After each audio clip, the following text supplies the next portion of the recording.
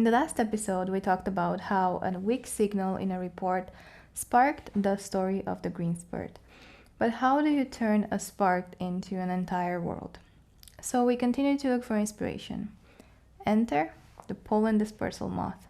This is an artifact designed by Certain Measures and exhibited at the Museum of the Future in Dubai. It imagined a bioengineered moth whose wings could carry pollen and whose body could camouflage into plants. It was speculative but plausible. The moth carried both promise and tension. On one hand, it sounds like a brilliant solution for pollination, but on the other hand, it raises some questions. What unexpected directions could this kind of bioengineering take? And that kind of duality was the perfect narrative seed. But an artifact on its own is just one piece. To make our world feel lived in, we had to anchor it in time. And that's when we drew inspiration from an essay, An Archaeology for the Future in Space. It described building a future history of design where you can map artifacts across different eras so they actually really feel embedded in time. And we did the same. We created a timeline that stretches from today all the way to 2107, which is the present moment of our game.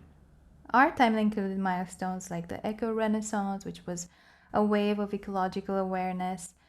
Then we had the release of the Pollen Dispersal Moth, followed by the rise of toxic superpollen, an unexpected consequence of this accelerated growth. Then we had the habitat transition, where humanity moved into BioVaults, facilities originally created for research with advanced air filtration that were repurposed as homes. And in 2107, the BioVault of our game, known as Relief, is facing a critical failure in its filtration system. By laying this out, our world gained depth.